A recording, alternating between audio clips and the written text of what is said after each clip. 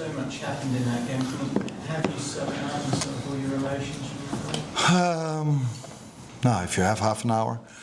But the main emotion, I think, should be how impressive and powerful the tribute for Diogo was. So the banner that the cops showed, the way "You Never Walk Alone" was sung, the way they sung, I think sung is the word for Diogo before the game, in the first minute, after 20 minutes, in the end of the game. It was all so impressive and so powerful. And that's, I think, what my main emotion is after the game. And then there was even a game that ended in 4-2, where a lot of things happened. I mean, how do you feel the dramatic end with Federico Chiesa? I mean, his best moment for Liverpool. Yeah. After the fans sung for him so many times during the game already and last season as well. I think it's very nice for him to give them something in return, and that's definitely what he did today. Unbelievable atmosphere in the final minutes. I thought that, of course, winning the league here will always be more special than winning a home game against Bournemouth, but the last 6 or 7 minutes, wow. Wow. How impressive that was. So, great game. 3 teams involved in a great game. You ask me why 3. Now, of course, Bournemouth and us playing full gas for 96 minutes or even longer, 99 I think. And the referee that just kept the game going, didn't blow his whistle every single time for every small thing. So it was, I think, a great game to watch. In the end, we won it, so that helps for my emotions. But I think this is what you would like to see. I've said many times last season about the Paris Saint-Germain game, and you can't compare the last 32 game again with a first game of football in the Premier League. But it was, in terms of importance, but it was similar. Both teams, all in, high intensity. Never give up, both teams. Then you get a game like this. We have a good referee, by the way. Yes. There's been a lot of talk about Federico's future. Do you think it is at Liverpool? As long as he's here, he's definitely at Liverpool, and I have no reason to believe something is going to change. He's had a hard time last season getting his match fitness ready. Unfortunately for him, he missed out on our Asian tour as well. So then you miss quite a lot. Not only him, Joe Gomez the same. We've lost Conor Bradley in the end. So all my substitutions were also related with players that probably couldn't go for 90 minutes. And Federico, when we needed him, I brought him in. 2-2, you need a number 9. We brought him in and he delivered. And that's always positive for your future at the club.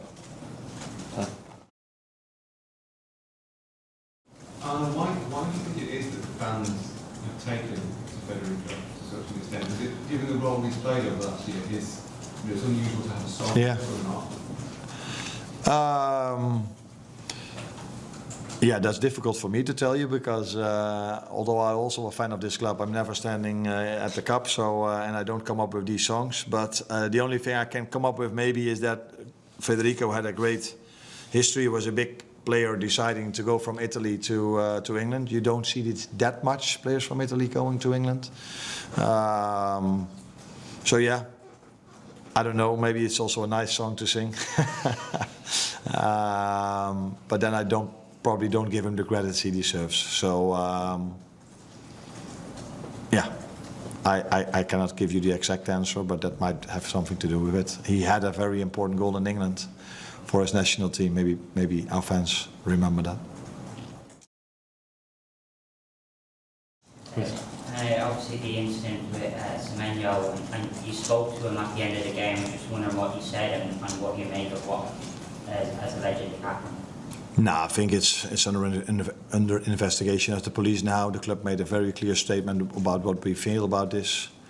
And unfortunately, but we definitely have to talk about it. It's a good thing you talk about it. It's a good thing that I have to answer this. But after, actually, this day should be about Jogo and about how the tribute was. But we definitely need to address this because it's unacceptable in every football stadium, let alone at Anfield.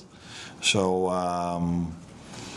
so yeah, I spoke to him after the game that we will try to do everything to find that person. And I'm not 100% sure, but I think they already found him or not? I think so. I think so. So that's a good thing, and wherever we can help him, we will try to do so. And big credits to him if something happens like this, and you can perform so well in the second half. Then he's not only a great player, because that I can see how fast he is, but he also has he's very strong mentally. If something like that happened, to get such a second half performance. That sums up him as a person and him as a player. But again, unacceptable in football in general, let alone at Anfield. Can I just check out Mohamed as well, because he seemed to get very emotional at the end. Yeah. Salah. Yeah. Is he okay?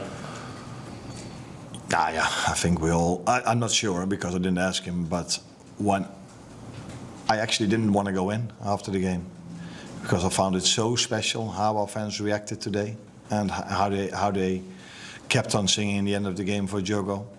And I think the whole tribute, the whole day, the whole game is every time you think you cannot expect more from Liverpool fans, they top this or they overperform.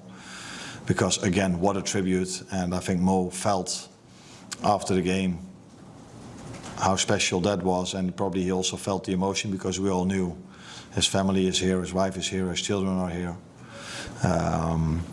and for them might be special to hear how much he's loved over here and what the fans had the banner and what they did. But we also feel the emotions of how much grief they still have. And that mixed emotions maybe led to Mo being emotional, and I think I felt the same without being in tears, but I definitely felt the same emotions. Last question there, please. Just the 2 goals that Bournemouth scored, how do you think you can stop those counter-attacks? What did you see that went wrong in those moments? Not a lot. Normally you can complain about our players not sprinting back hard enough, but they did. The only thing we need to do better, but that's in an ideal world, is where do you lose a ball? So the first ball, I think there is something I can say about that. Losing a ball with a trick, if you're 2-0 up, is not necessary. Maybe if you're 1-0 down or you really need a goal, you want to force something. But in that moment, I think it's not the way to lose a ball like Dominic did.